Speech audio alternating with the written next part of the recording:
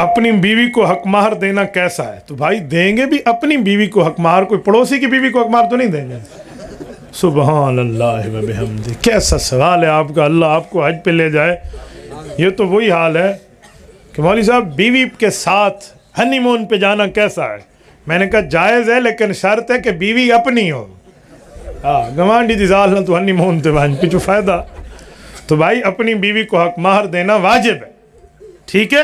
سورت نمبر 33 سورت احزاب پارہ نمبر 22 رب کریم نے فرمایا قد علمنا ما فرضنا علیہم فی ازواجہم، فرمایا ہم نے حق مہر کو مقرر فرمایا۔ تو حق مہر کو کس نے مقرر کیا؟ میرے اللہ نے۔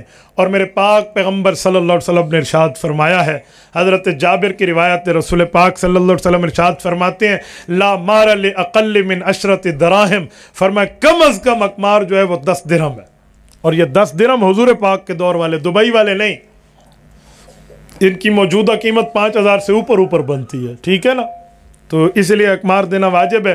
اور کسی نے حق مہر نہ دیا اور وہ مر گیا تو قرآن کہتا ہے من بعد وصیۃ یوصی بہا او دین، پہلے وراثت سے حق مہر نکالا جائے گا اور بعد میں وراثت تقسیم ہوگی۔ میں ایک گھر میں بیٹھا تھا، میں نے مسئلہ سنایا تو ایک بوڑھے بزرگ بیٹھے تھے، مجھے کہتے ہیں مولوی صاحب سچی مچی پر دینا پڑتا ہے؟ میں نے کہا جی ہاں۔ کہتے میں نے تو سمجھا ہے کہ میں لکھ پاڑی چودھے مولوی میں قرآن کریں دیں لکھ پاڑے، بھائی دینا پڑتا ہے، یاد رکھ۔ اچھا پھر لوگ معاف کراتے ہیں، معاف کرانے کی بھی پوری ترتیب ہے، معاف ہوتا ہے لیکن اگر اس ترتیب پہ عمل کرو تو۔ کیسے؟ معاف کر دو جی، معاف کر دیا، معاف کر دیا، یوں معاف نہیں ہوتا۔ اس کو بتاؤ کیا ہے۔ مثلا آپ نے 5 تولے حق مہر میں سونا دیا تو آپ 5 تولے اٹھائیں، سونا لیں، بیوی کے قدموں میں جا کے رکھ دیں، اسے کہو اللہ رسول کی طرف سے یہ حق تیرا ہے، تو ہمیں دے، پڑوسی کو دے، کھا جا کر کالے چور کو دے دے، کسی کو دے دے، ہم اللہ رسول کی طرف سے تجھ سے نہیں پوچھ سکتے، تو اس کی مالک کا قابضہ ہے مکمل کی مکمل، تو رکھ۔ ہاں اس کے بعد وہ تمہیں دے دے تو معاف ہوتا ہے۔ جب میں یہ مسئلہ سناتا ہوں تو لوگ کہتے ہیں والتا ہو کوئی نہیں نیمڑا، کہتے ہیں پھر تو اس نے نہیں دینا تو پھر معاف کیوں کراتے ہو؟ یہ کو ڈسین دے بھی کورین بھی او شو جی سمجھی پہ بھی معاف چکرین دے اور بچڑا ایویں سوکھا مار معاف نہیں تھیندا کو بھی یہ سوال پوچھنا میں ایویں جواب دو واسی حالے پہلا سوال۔ کھانے کے دوران اگر نماز کا وقت ہو جائے تو کھانا چھوڑ کے نماز کی طرف چلے جانا چاہیے یا نماز کو مؤخر کر دیں؟ بھائی دو باتیں ہیں، نماز کا وقت ہو جائے یا جماعت کا وقت ہو جائے، اس میں فرق ہے۔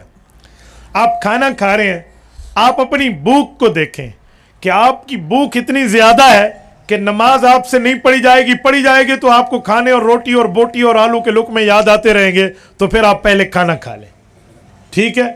اور اگر اتنی بھوک نہیں ہے تو پہلے آپ جماعت کر لیں، پھر اس کے بعد آ کر کھانا کھا لیں۔ یہ وہی حال نہ ہو، ہم سرگودم بیٹھے تھے، ایک بندے نے کہا ہاں چھتی نماز پڑھ لیے پھر آرام نال کھانا کھانا ہے۔ کہتے جلدی نماز پڑھ لو پھر آرام سے کھانا کھائیں گے۔ میں نے کہا ہونا تو چاہیے تھا آرام سے نماز پڑھ لو پھر جلدی کھانا کھا لینا۔ تو بھائی اگر آپ کو بھوک شدید ہے تو پھر آپ پہلے کھانا کھا لیجئے، ٹھیک ہے نا؟ پھر آپ کو نماز کی جماعت پہ علماء مجبور نہیں کرتے۔ ابتشام، پلوشہ، حریش، حضرت یہ نام ٹھیک ہے، ابتشام کا تو مجھے معنی نہیں آتا، پتہ نہیں کس زبان کا لفظ ہے۔ پلوشہ یہ نام میں سمجھتا تو ٹھیک نہیں ہے، لیکن مجھے بعد میں اپنے پشتون حضرات ملے، انہوں نے کہا ہماری زبان میں اسے کسے کہتے ہیں؟ پتہ نہیں کوئی خوبصورت پھول کو کہتے ہیں۔ تو میں تو اس کو مذاق اڑاتا تھا پلو یا وچھا کچھ یہ کوئی نہ ہے، تو وہ پشتوں میں اس کا شاید معنی اچھا ہوتا ہے، تو شاید اگر کوئی پٹھان رکھے تو ٹھیک ہے رکھ دیں۔ کچھ نام ایسے ہوتے ہیں نا، جیسے 7 بہنیں ہو نا، 7ویں بہن کا نام کیا رکھتے ہیں؟ ہمارے علماء کہتے ہیں بشرا رکھو تاکہ خوشخبری کا معنی ہو اور اگلا بیٹا پیدا ہو، اور وہ حضرات رکھتے ہیں بلا نستے کہ اس کے بعد اور پیدا نہ ہو۔ تو اس طرح کوئی بلا نستے والی ترتیب آپ کی ہے تو آپ پلوشہ رکھ لیں، اور باقی میرے خیال میں صحابہ اور اہل بیت کے نام ہوں، اولیاء اللہ کے نام ہوں، بزرگوں کے نام ہوں، ان کو ناموں کو ترجیح دینا چاہیے، یوں نہیں ہے۔ حضرت خالد بن ولید کے بھائی کا کیا نام ہے؟ ولید ابن الولید ان کے بھائی کا نام ہے، وہ بھی صحابی ہیں، ٹھیک ہے؟ اور خیر ہے، اس کے نام پوچھنے کا کیا مطلب ہے؟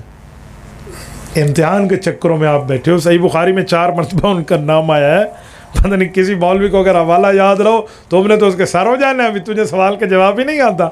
تو بھائی وہ سوال پوچھا کریں جس سوال سے کوئی بندے کو فائدہ ہو، کوئی دینی فائدہ ہو، کوئی اسلامی فائدہ ہو، کوئی قبر آخرت کا فائدہ ہو، بندہ وہ سوال پوچھتے ہیں. نماز کے اندر سورۃ فاتحہ کے ساتھ اور 2 یا 3 صورتیں ملانی ہوں تو درمیان میں بسم اللہ کا کیا حکم ہے؟ بالکل آپ بسم اللہ پڑھیں گے، آہستہ پڑھ لیں تو بہتر ہے. مثلا آپ نے غیر المغضوب علیہم ولا الضالین کے بعد آہستہ بسم اللہ پڑھی اور پھر سورۃ الم تر پھر آہستہ بسم اللہ، پھر الإعلاف، پھر آہستہ بسم اللہ، پھر ارأیت الذی.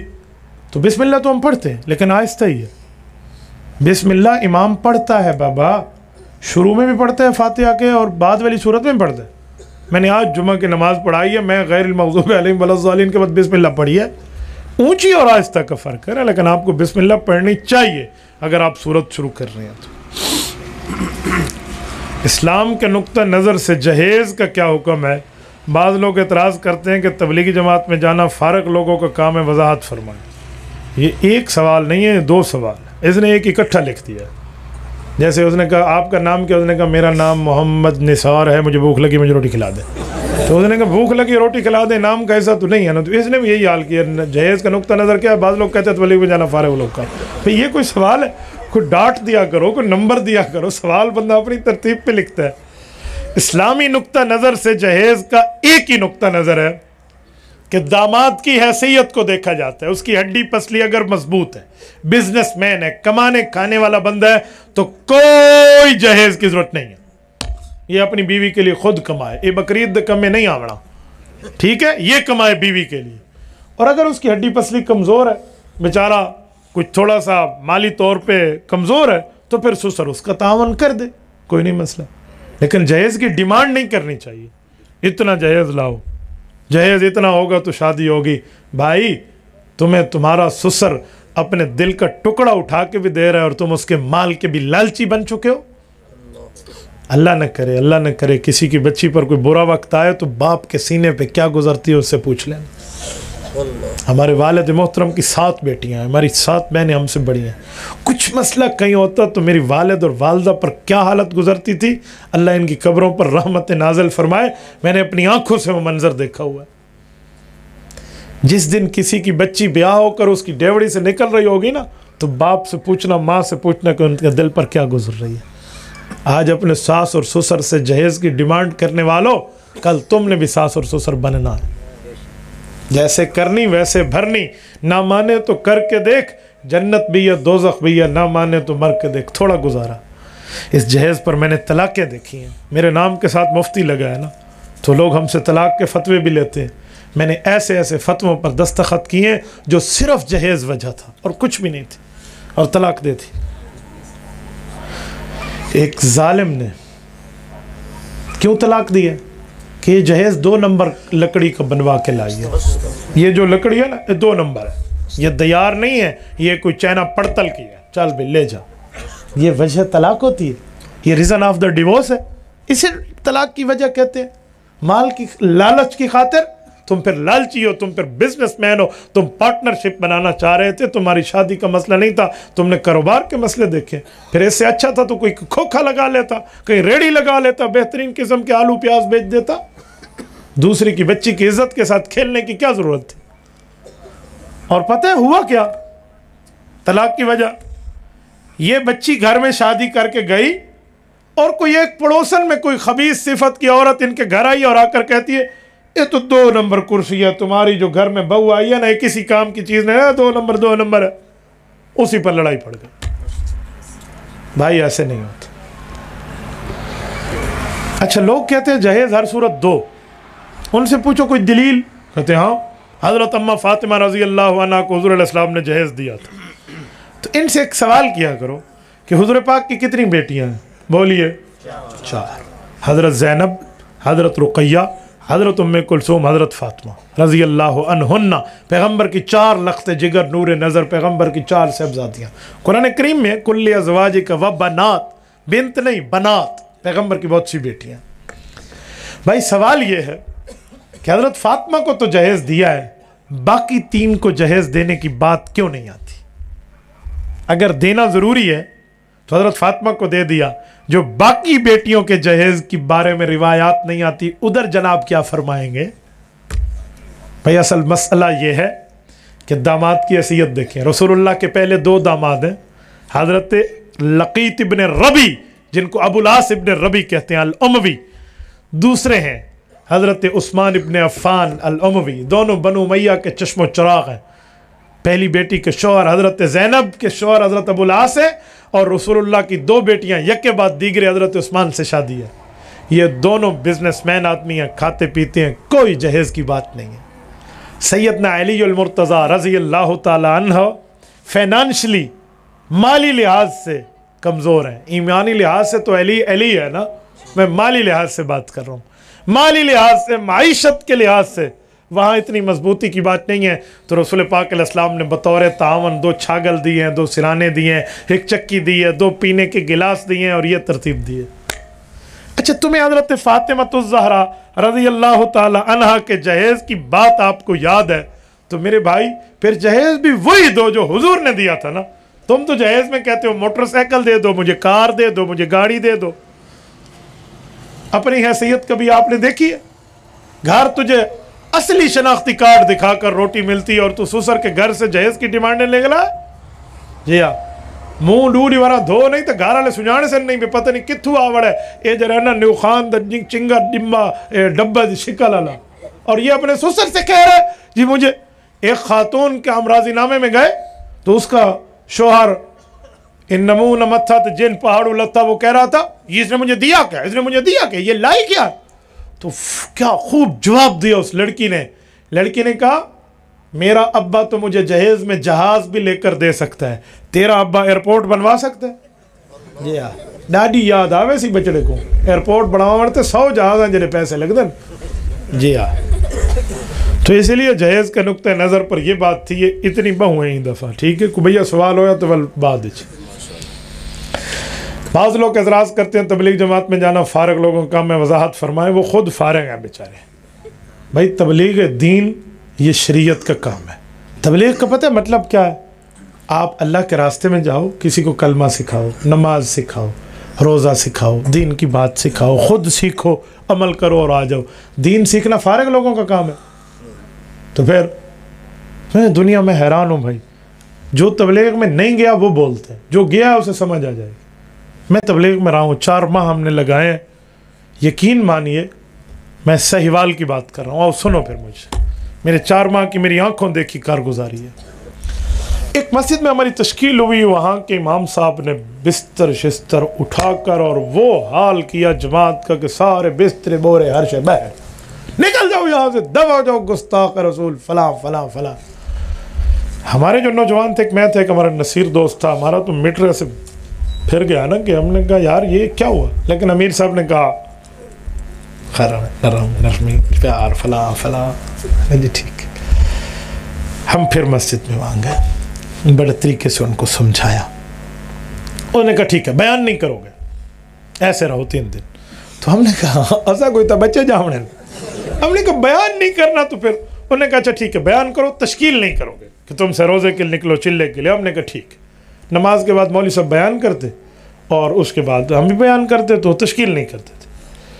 3 دن کے بعد خود مولوی صاحب اس نتیجے پر پہنچے کہ آپ لوگوں میں کوئی غلط بیانی تو نہیں ہے, تو آپ لوگ تو ٹھیک ہیں, پھر آپ کے خلاف لوگ کیوں کہتے ہیں. تو میں نے کہا مولوی صاحب تیرا یہ حال ہے تو باقیوں کا کیا ہوگا. پھر اس نے کہا کہ اب اللہ کا نام مانو, 3 دن اور لگاؤ, اور یہاں مسجد میں لوگوں کو جا کر باہر کلمہ نماز سکھاؤ. میں خود گیا ہوں, اب میں اپنی بات کر رہا ہوں, سنیے. میں خود گیا, ایک بوڑھے آدمی کے سامنے جب میں نے یہ لفظ کہا کہ چاچا جان آپ نے اور ہم نے کلمہ پڑھا ہے لا الہ الا اللہ محمد الرسول اللہ, اور اس کلمے میں آپ اور ہم نے اللہ سے وعدہ کیا ہے اللہ تیرے احکام مانیں گے اور تیرے پاک پیغمبر کے طریقوں پہ چلیں گے. میں ادھر پہنچا تو بوڑھے نے میرا ہاتھ پکڑا, ایک باری پھر پڑھی, میں نے ایک بار پھر کلمہ پڑھا, کہ ایک باری پھر پڑھی, میں نے پھر پڑھا. کہتے مجھے پڑھو. میں نے پڑھایا, وہ اٹک رہا تھا. کہتے ہیں بیٹا یہ کلمہ بڑے عرصے سے نہیں پڑھا تھا تو اسی لیے تھوڑا اٹک رہا ہوں, مجھے شرم آ رہی ہے, مجھے 2-3 دفعہ کہلواؤ. یہ حال ہے. مسلمان ہے, دادا نانا بن چکے, کلمہ طیبہ کا پتہ نہیں. میرے ایک دوست ہیں بھائی مولانا زبیر صاحب, ان کی تشکیل ہوئی آوران میں, وہ وہاں گئے تو وہاں کے علاقے والے ایک مسجد میں ان کو لے گئے, ایک کتیا نے بچے دیے ہوئے تھے محراب کے اندر, مسجد میں نماز پڑھنے کے لیے کوئی نہیں آتا. سندھ کے ایک دیہات میں ان لوگوں کی تشکیل ہو تو بتا رہے تھے کہ ایک جوان فوت ہوا, انہیں جا کے اس کو دفن کرنے لے کر جا رہے ہیں, انہوں نے کہا جنازہ, اس نے کہا پاگل ہو گئے ہو, جوانوں کا کوئی جنازہ ہوتا ہے؟ جنازہ تو بوڑھوں کا ہوتا ہے. بھائی یہ کارگزاریاں ہم نے سنی ہیں اور یہ معاملات ہم نے دیکھے ہیں. تو تبلیغ ایسے لوگوں کا کام ہے بھائی. تبلیغ دیکھ کر چلنے کا نہیں ہے, چل کر دیکھنے کا راستہ ہے, بس یہ آپ کو پتہ. دعوت و تبلیغ دا نبیان کو لے کار دے. ہاں یہ انبیاء کا ایک خوبصورت طریقہ ہے. کسی غیر مسلم کے ساتھ مل کر سامان میں کھانا پینا, غیر مسلم کا اتارا ہوا لباس مسلمان پہن سکتا ہے؟ تھوڑا سا ذرا اس سوال میں ترمیم کرتا ہوں. عام غیر مسلم کا معاملہ اور ہے اور قادیانیوں کا مسئلہ اور ہے, یہ فرق ذہن میں رکھنا. عام غیر مسلم پاکستان میں مائنارٹیز رہتے ہیں, اقلیت, ہندو رہتے ہیں, پارسی رہتے ہیں, سکھ رہتے ہیں, عیسائی رہتے ہیں, جیوز رہتے ہیں. کوئی ہمارا ان سے پھڈا نہیں ہے, وہ اپنے مذہب پہ, ہم اپنے مذہب پہ. کوئی ہماری یہاں لڑائی اور لا اینڈ آرڈر کے مسائل نہیں ہیں. لیکن قادیانی وہ مائنارٹی ہے, وہ نان مسلم ہے جو ہے تو غیر مسلم اور اپنے کفر کو اسلام کے نام پر پیش کرتا ہے. اس لیے قادیانیوں کا مسئلہ اور ہے اور باقی غیر مسلموں کا مسئلہ اور ہے. قادیانی نہ آئین اور قانون کو ملک میں مانتے, نہ اسلام اور قرآن و سنت کو مانتے. ان کی مثال ایسے ہے جیسے بکرے کے نام پر کتے کا گوشت بیچا جا رہا ہو, گائے کے نام پر گدھے کا گوشت بیچا جا رہا ہو. اور یاد رکھیں, ہم اس ملک کے شہری ہیں, ہم فنڈامنٹل آف دا رائٹس, اپنے آئین اور قانون کے بنیادی حقوق کو بھی جانتے اور اسلام کو بھی جانتے. یاد رکھنا, ہم کفر کو اسلام کے نام پر نہیں چلنے دیں گے, یہ ذہن میں رکھنا. اس پر ہمارے پاس آئین اور قانون کو ساتھ لے کر ہم چلیں گے. ہمیں قانون کو ہاتھ میں لینے کی ضرورت نہیں ہے, بلکہ قوانین اس کے لیے موجود ہیں. یہ بات ذہن میں رکھنا.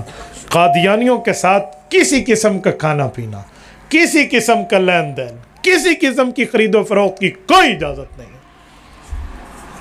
آپ کہتے ہیں اتارا ہوا لباس, پتہ نہیں آپ کیسا بات کر رہے ہیں بھائی. میں قادیانیت سے اس معاملے میں سوشل بائیکاٹ کا قائل ہوں, سوشل بائیکاٹ کا. قادیانی مرزے کا نظریہ ہے کہ جس نے میرا کلمہ پڑھا ہے اس کی ماں کا یہ حلال بچہ ہے, اور جس نے نہیں پڑھا اس کی ماں نے حرام کاری کی ہے. تمہیں اپنی ماں پر شک ہے یا یقین ہے کہ میری ماں نے مجھے حلال جنا ہے یا حرام جنا ہے؟ جب ہم مانتے ہیں کہ ہماری ماں نے ہمیں حلال جنا ہے, ہم ان مرزائیوں کی اس بات کو مانیں. حضرت مولانا مفتی محمود رحمۃ اللہ علیہ کی قیادت میں 1974 کی لیجسلیٹو اسمبلی میں بریلوی, دیوبندی, اہل حدیث, تمام اہل اسلام کے جتنے وہ طبقے تھے, ان سب نے مولانا مفتی محمود کی قیادت میں اس وقت کی حکومت سے ان کو کافر اقلیت منوایا ہے.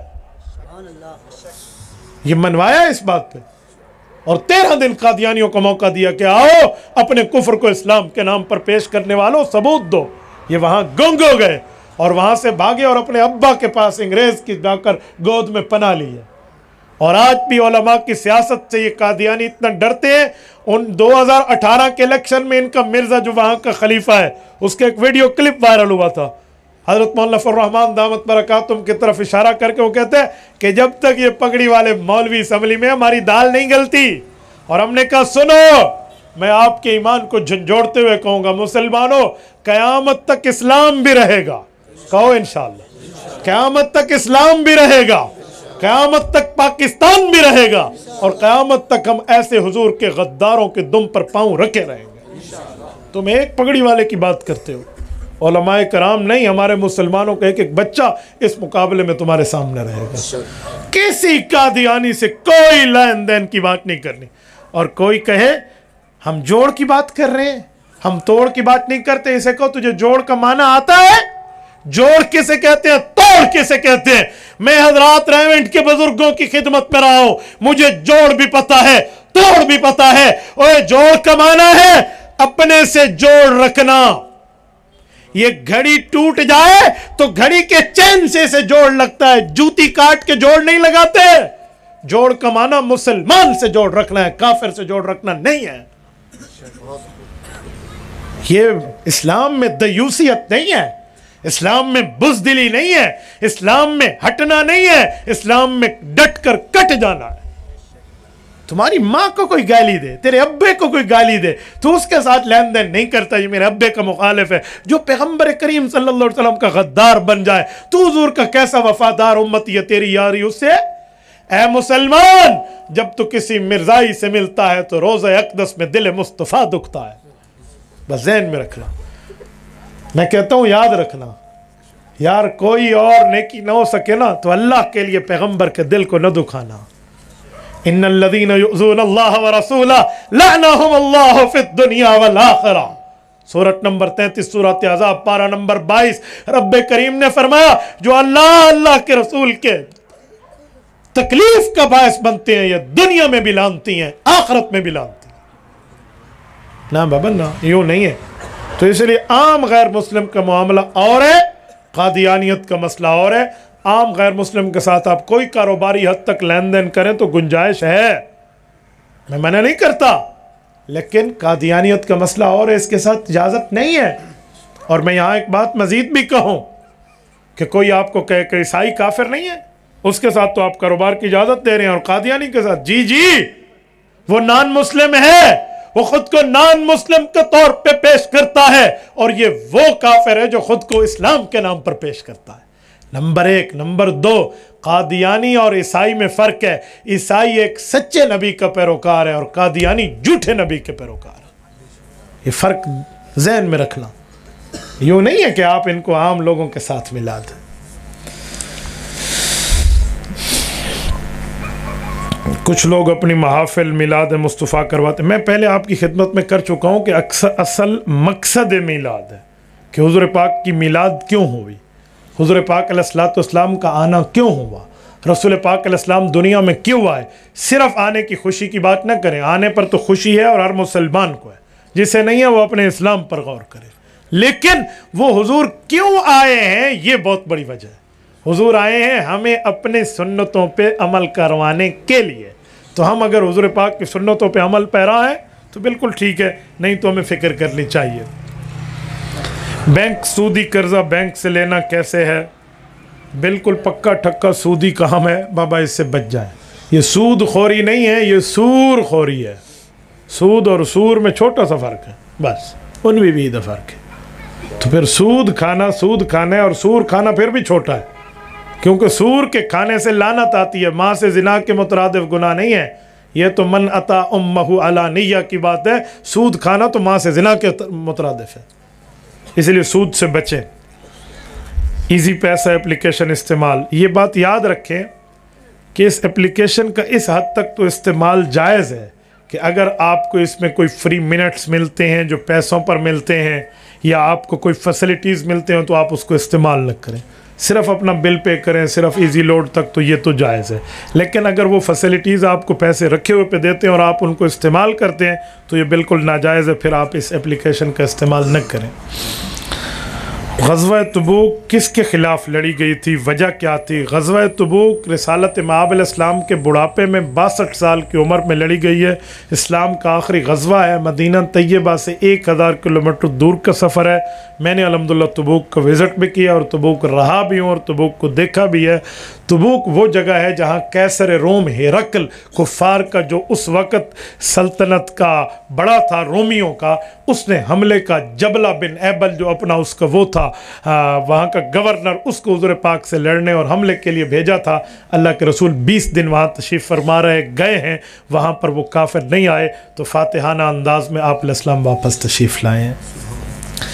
غزوہ بدر کیوں پیش آیا؟ غزوہ بدر اس لیے پیش آیا کہ کفار مدینہ طیبہ پر آئے اپنے قافلے کو بچانے کے لیے، وہ قافلہ جو تجارتی تھا، تو رب کریم نے مسلمانوں سے وعدہ کر رکھا تھا کہ اذن للذین یقاتلون بانہم ظلموا، اے مہاجرین مکہ کے رہنے والوں جو تم پہ ان لوگوں نے ظلم کیے ہیں، میں تمہیں جہاد کی اجازت دے رہا ہوں۔ وہاں اجازت نہیں تھی، یہاں تھی، تو ان میں سے احد الطائفتین آپ کو ملے گا، 2 لشکروں میں سے ایک۔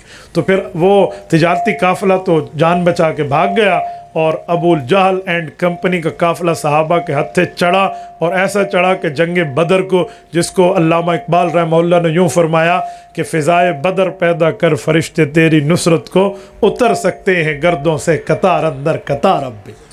ٹھیک ہے نا. 24 صنادید کفار کے لیڈرز اور قیادت یہ مارے گئے ہیں ابو جہل اینڈ کمپنی سمیت، اور ان کو ایک کنویں میں جسے قلیب بدر کہتے ہیں وہاں پر اکٹھا پھینکا گیا.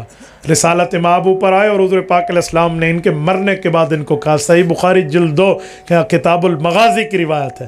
اللہ کے رسول نے فرمایا حل وجدتم ما وعد ربکم حقا، اور تمہارے بتوں کے وعدے جو تمہارے ساتھ تھے وہ سچے ہوئے یا میرے اللہ کا وعدہ میرے ساتھ سچا ہوا؟ حضرت عمر نے عرض کیا یا رسول اللہ اتنادل ارواح لا عظام اللہ اتنادل عظام لا ارواح، یا رسول اللہ یہ سنتے ہیں ان میں روح کے معاملات اور سماعت کا کیا؟ حضور نے فرمایا عمر تم ان سے زیادہ نہیں سن رہے، یہ بھی سن رہے. تو اللہ کے رسول نے ایک ایک کا نام لے کر امیہ، ابو جہل، فلاں فلاں سے بات کی ہے، تو یہ سارے وہاں مرے اور یہ ذلیل اور خوار ہوئے ہیں، اور اسلام زندہ باد ہوا اور کفر کا مکالا ہوا. تو یہ جنگ بدر ہے. حنفی نماز کے دلائل قرات بالجہر آمین کے پاس کے حکم کیا ہے؟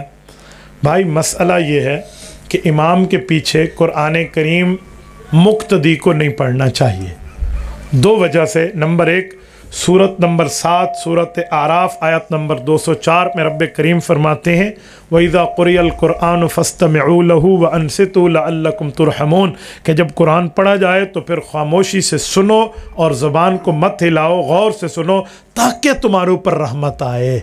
تو اگر آپ رحمت چاہتے ہیں تو قرآن کے مقابلے میں قرآن نہ پڑھیں، یہ قرآن کا حکم ہے، تو اس لیے امام کے پیچھے نہیں پڑھنا چاہیے. نمبر 2 رسول پاک علیہ السلام کی صحیح حدیث ہے، صحیح مسلم میں کتاب الصلاۃ میں حضور پاک علیہ السلام نے فرمایا انما جعل الامام لیتم بہ، امام اس لیے بنایا جاتا ہے تم اس کی اقتداء کرو. فاذا کبر فکبروا، وہ اتنی تکبیر کہے گا مقتدی بھی تکبیر کہے گا. واذا قال غیر المغضوب علیہم ولا الضالین فقولوا آمین، جب وہ سورۃ فاتحہ ختم کر لے تو تم آمین کہو. واذا قرأ فانصتوا، اور جب وہ قرآن پڑھے گا تم چپ کر جاؤ گے. اس صحیح حدیث صحیح مسلم سے پتہ چلا کہ سورۃ فاتحہ امام نے پڑھنی ہے، ہم نے نہیں پڑھنی، اور وہ قرآن پڑھے گا اور ہم چپ رہیں گے. یہ 2 وجہ سے. آپ کے ذہن میں شاید کوئی یہ سوال ڈالے کہ حدیث پاک میں لا صلاۃ لمن لم یقرأ بفاتحۃ الکتاب، جو سورۃ فاتحہ نہیں پڑھتا اس کی نماز نہیں ہوتی.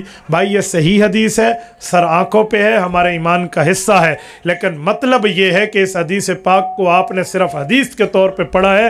جس صحابی نے یہ حدیث بتائی ہے اس صحابی سے اس کا مطلب نہیں پوچھا. صحیح جامع ترمذی جلد نمبر 1 ابواب الصلاۃ میں موجود ہے، حضرت جابر بن عبداللہ رضی اللہ عنہ صحابی انہوں نے یہ حدیث سنائی ہے اور اس کا مطلب بتایا ہے انما اذا کان وحدہ، کہ نماز سورۃ فاتحہ پڑھو گے تو ہوگی. تو فرمایا یہ مقتدی کو نہیں اکیلے نمازی کو حکم ہے. یہ پورا مسئلہ ہے لیکن لوگوں نے اسے مقتدی پہ لگا دیا ہے، یہ مقتدی کی بات نہیں ہے. رہی آمین کی بات، تو آمین اونچی کہنا چاہیے یا آہستہ؟ تو آمین اونچی بھی ثابت ہے اور آہستہ بھی ثابت ہے، لیکن امام کے لیے. رسول اللہ امام تھے، جامع ترمذی جلد اول ابواب الصلاۃ کی روایت ہے خفض بہا صوتا ورفع بہا صوتا، حضور پاک مد بہا صوتا، حضور پاک نے اونچی آمین بھی کہی ہے اور آہستہ بھی کہی ہے. تو یہ امام کے بارے میں ہے، وہ اونچی کہے تب بھی جائز، آہستہ کہے تب بھی جائز. مقتدیوں کے بارے میں نہیں ہے، یہ بات ذہن میں رکھیں. مقتدی کو آمین آہستہ کہنی چاہیے. اس کی وجہ کہ قرآن کریم میں اگر ہم دیکھیں اور آمین کے مسئلے کو دیکھیں تو دلائل ملتے ہیں. صحیح بخاری میں حدیث ہے، اللہ کے رسول صلی اللہ علیہ وآلہ وسلم کے صحابہ کا شاگرد تابع امام عطا ابن رباح فرماتے ہیں قال عطا آمین دعاؤن، فرمایا عطا نے کہ آمین جو ہے یہ دعا ہے. اور قرآن کریم میں ہے ادعوا ربکم تضرعا وخفیا، اللہ سے جب دعا مانگو تو اچھا طریقہ ہے کہ آہستہ مانگو. تو اس لیے آمین کو آہستہ کہنا چاہیے. بعض لوگ حدیث سے سناتے ہیں کہ بھائی حدیث میں ہے من وافق تامینہ تامین الملائکہ غفر له ما تقدم من ذنبہ وما تاخر، کہ جس کی آمین فرشتوں کی آمین کے ساتھ مل گئی اس کی بخشش ہو گئی. تو ٹھیک ہے بھائی، ہم بھی مانتے ہیں. اس میں کہاں لکھا ہوا ہے کہ جس کی اونچی آمین مل گئی؟ इसमें तो आमीन मिल गई, तो आमीन हम भी कहते हैं, ऊंची की बात नहीं है। कुछ लोग कहते हैं सही बुखारी में हदीस है, अम्मन इब्न ज़ुबैर व मम माहू फ़इन्न लिल मस्जिद लज्जतन, कि हज़रत अब्दुल्ला बिन ज़ुबैर रज़ी अल्लाह ने आमीन कही और सब दोस्तों ने आमीन कही तो मस्जिद गूंज उठी। हम कहते हैं जी बिल्कुल सही बात है, लेकिन इधर नमाज की बात नहीं है, दुआ की बात है। इसमें नमाज का कहीं भी लफ्ज़ नहीं है इस हदीस में। मस्जिद गूंज उठी ये दुआ का मसला था, आपने हर आमीन को दुआ बना लिया, ऐसा नहीं है। तो इसलिए थोड़ा गुजारा किया करें, कहाँ आमीन कहनी है कहाँ नहीं कहनी।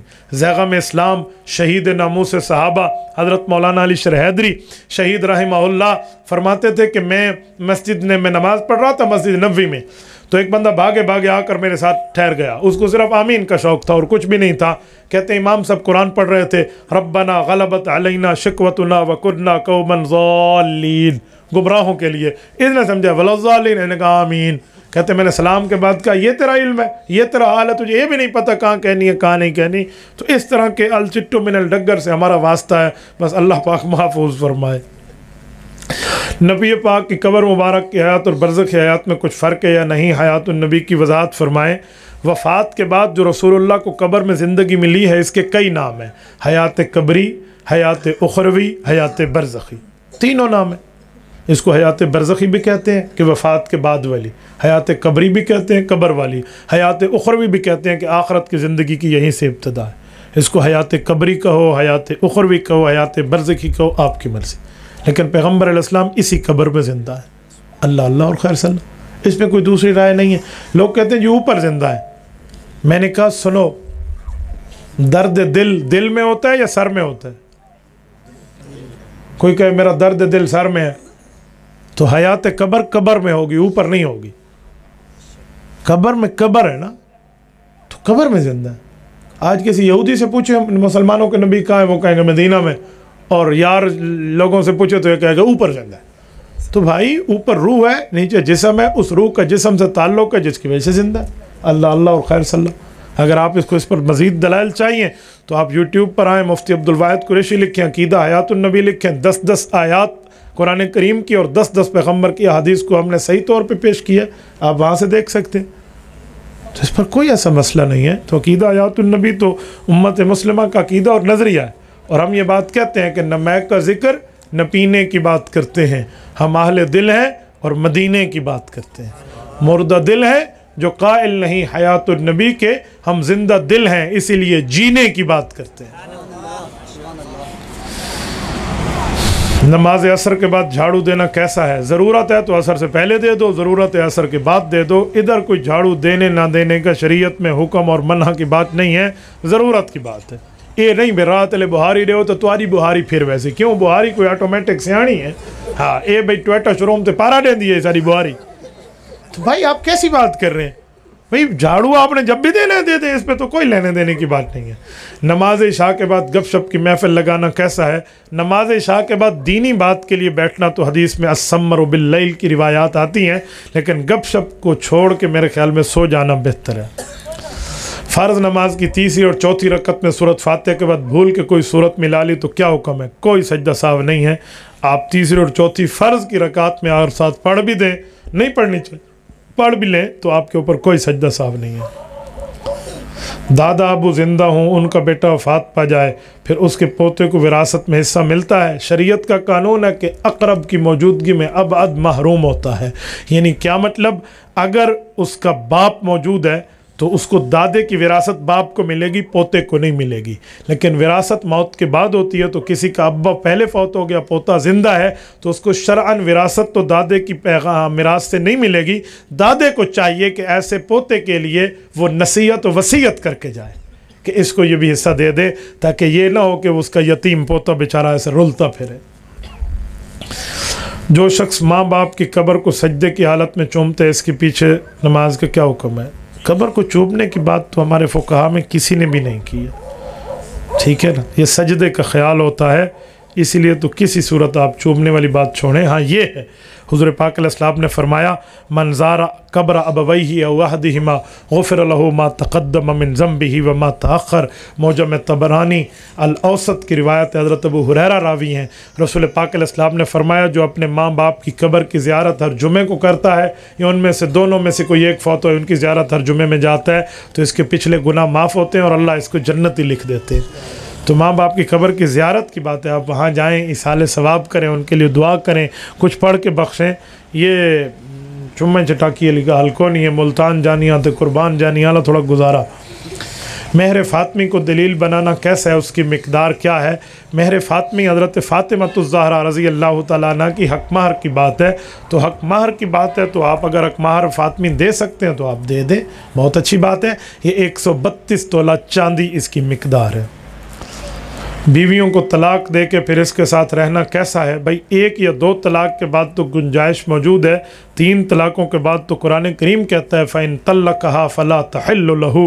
हदीस कुरान करीम की पूरी आयत पढ़ देता हूँ। फरमाया अत्तलाक़ु मर्रतान, जो पहली 2 तलाक़ें हैं उनका हुक्म ये है फ़इम्साकुम बिमारूफ़िन औ तसरीहुम बेहसान, या तो रख लो या छोड़ दो। फ़इन तल्लक़हा, अगर तीसरी दे दी फ़ला तहिल्लु लहू, फिर आपके लिए हलाल नहीं है। तो जिसको कुरान ने हराम कह दिया है, 3 तलाक़ों के बाद लोग फिर रखते हैं, ये क़यामत की निशानी है।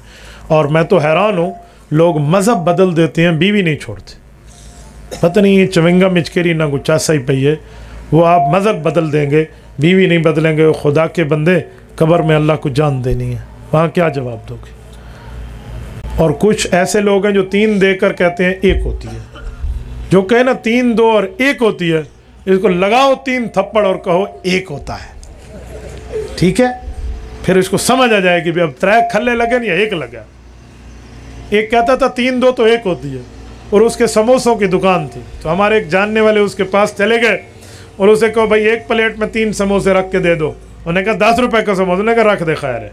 वो तीनों समोसे खा के उसने 10 रुपए दिए, उसने कहा 30 होते हैं। उसने कहा वाह, 1 प्लेट में 3 समोसे 1 होता है।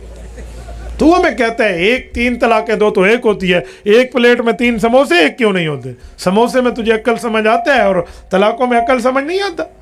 ऐसे नहीं, दुनिया में अजीब। हज़रत मौलाना अमीन सफ़दर काड़वी रहमतुल्लाह एक जगह बैठे थे और बंदों को समझा रहे थे, भाई 3 तलाक़ दो तो 3 होती है, 2 2 तो 2 होती है, 1 2 तो 1 होती है, यही समझा रहे हैं। वो कहते नहीं 3 2 तो 1 होती है। जब इन्होंने देखा ना कि हम हार जाएंगे, हमने तो हार जाना है, मैं हूँ हेरने पे हूँ क्या करूँ। तो उन्होंने कहा पुलिस को बुलाओ, मौलवी रोला वास्ते आया बैठे। तो पुलिस आ गई, तो उन्होंने कहा जी बस करो बस। हज़रत काड़ ने फरमाया क्यों। उन्होंने कहा हम नहीं चलने देंगे। उन्होंने कहा भाई मैं समझा रहा हूँ। उन्होंने कहा नहीं, तो हमने बातें बंद न की तो मैं जूते मारूंगा। उन्होंने कहा ऐसे चो साहब जूते मारो, हमें 3 जूते मारो तो 3 गिनो, इसे 3 जूते मारो तो 1 गिनो। उन्होंने कहा क्यों। वहाँ ये तो रोल है। उन्होंने कहा यही तो मसला है, मैं कहता हूँ 3 3 होती है, ये कहते 3 1 होता है। सहाबा इकराम के मुनकर के साथ खाना पीना और तिजारत, सुबहान अल्लाह व बिहम्दिही, सुबहान अल्लाह। बड़ा सोना आपने मुझसे सवाल किया। जो सहाबा और अहले बैत का मुनकर है उस बेईमान को जूती की नोक पे लिखो। खाने पीने और तिजारतों की बात आप करते हैं।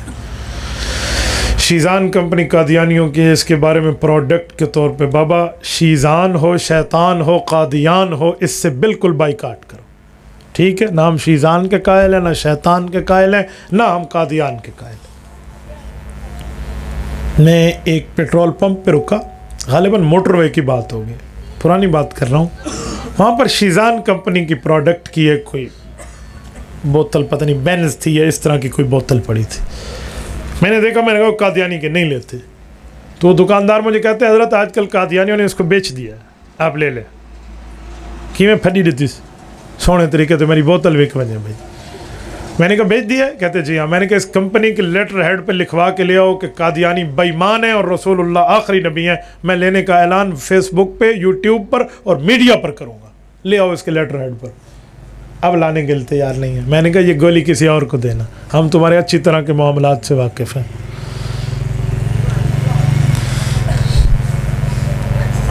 پٹھان لوگ لڑکے والوں سے جہیز لیتے ہیں، ساتھ میں 2-4 لاکھ بھی لیتے ہیں، اس وجہ سے شادی ہو جائے تو لڑکی کو طلاق لاؤ۔ یہ ہر پٹھان کو آپ بدنام نہ کریں نا، تھوڑا گزارا کریں۔ حضرت حاجی عبدالوہاب صاحب رحمہ اللہ فرماتے تھے کہ پٹھان دین کے کام میں ہر جگہ آگے ہیں۔ کہتے تھے جنت کے 8 دروازے ہیں، 7 پٹھانوں نے مان لیے، 1 بچ گیا۔ تو آپ کیوں خواہ سے ایک قوم کو ایسے کہتے ہیں؟ یوں نہیں ہے بھائی، جو بھی کرتا ہے تو یہ بات غلط ہے۔ جو لڑکی کو بیچ کے پیسے لیتا ہے وہ پٹھان کرے یا غیر پٹھان کرے تو غلط ہے۔ یہ صرف کسی ایک قوم کی بات نہیں ہے، تو ایسا مسئلہ نہیں ہے کہ آپ کسی لڑکی کو بیچ کے رکھ دیں جی طلاق نہ ہو، یہ کوئی بات ہے بھائی؟ برائے ایصال ثواب کر دے محمد رمضان صاحب اور مرحومین برادری کی گھر کی کچھ پریشانیاں، اللہ پاک ان کی پریشانیوں کو ختم فرمائے اور فوت شدگان کی اللہ مغفرت